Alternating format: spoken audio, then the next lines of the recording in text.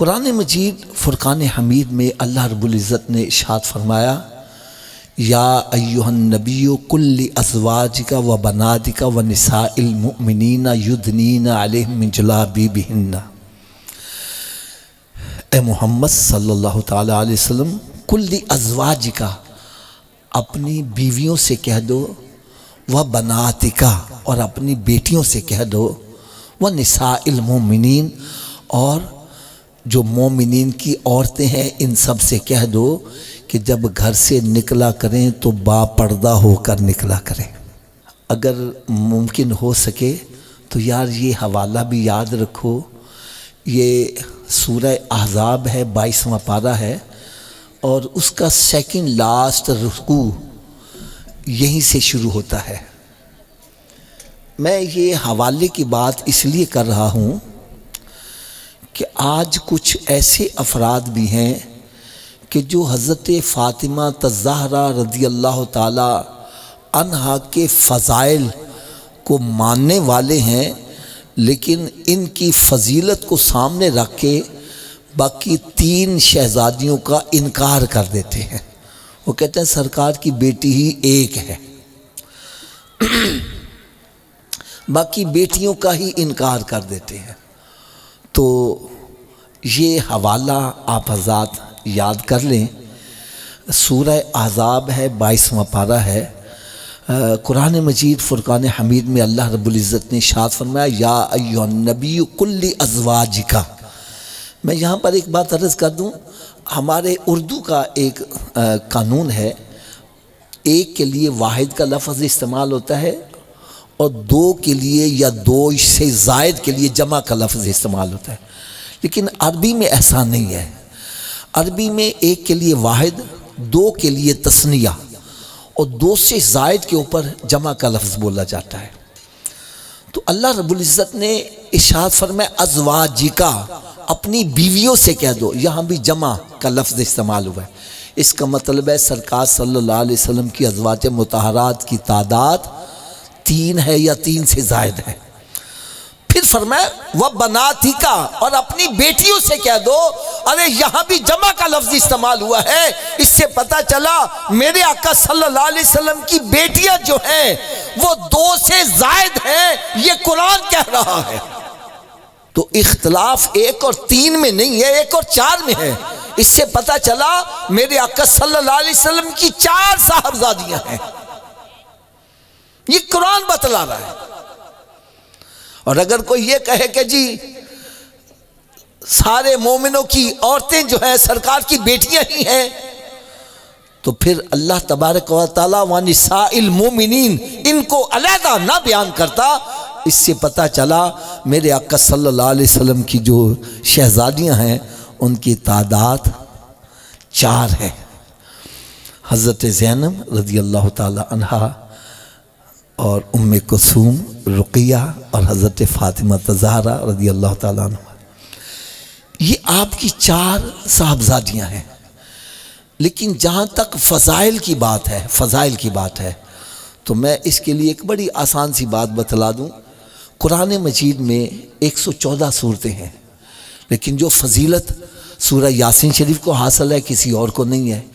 لیکن اس کی فضیلت کو سامنے رکھ کر ہم باقی صورتوں کا انکار کر دیں، یہ غلط بات ہے۔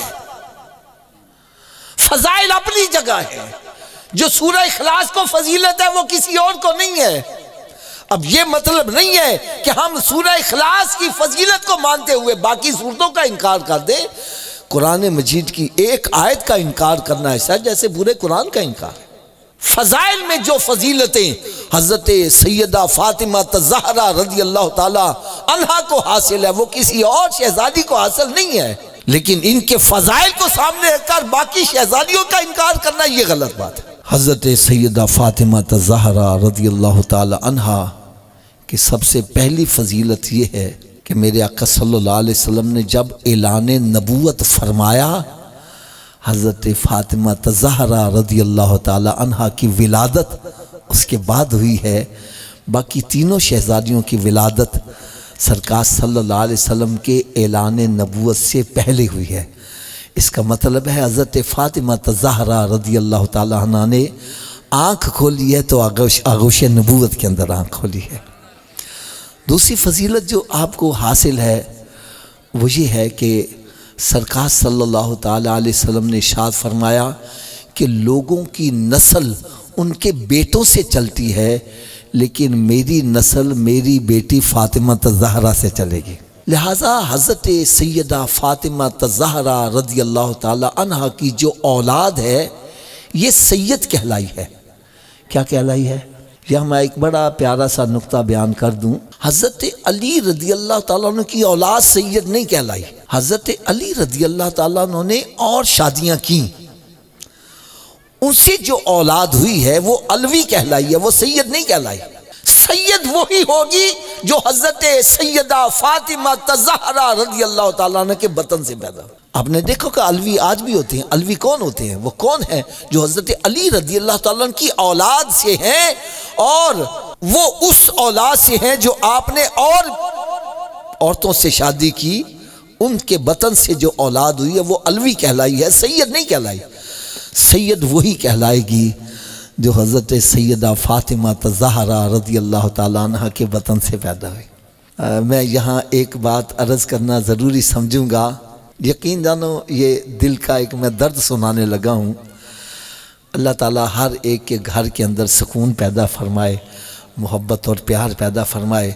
میں نے حضرت صاحب ایک چیز دیکھا ہے، جب کہیں میاں بیوی کی لڑائی ہو جائے نا تو ہم صلح کرانے کے لیے جاتے ہیں، تو عموماً ہمارا یہ کہنا ہوتا ہے یار چلو تیاں والیاں دے سر نیویں ہوندے نے، یار تسی مان جاؤ۔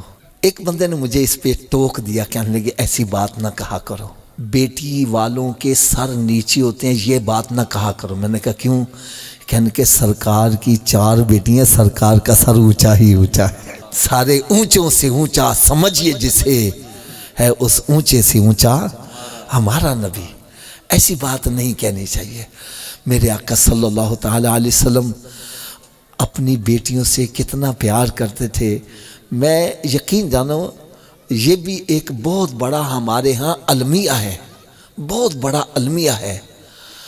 ہم بیٹے کی پیدائش پر بڑی خوشیاں کرتے ہیں اور بیٹی کی پیدائش پر، یہ سب کس وجہ سے ہے؟ دامن مصطفیٰ صلی اللہ علیہ وسلم سے دوری کا نتیجہ ہے۔ ارے ہم نے آج قرآن پاک کو پس پشت ڈال دیا،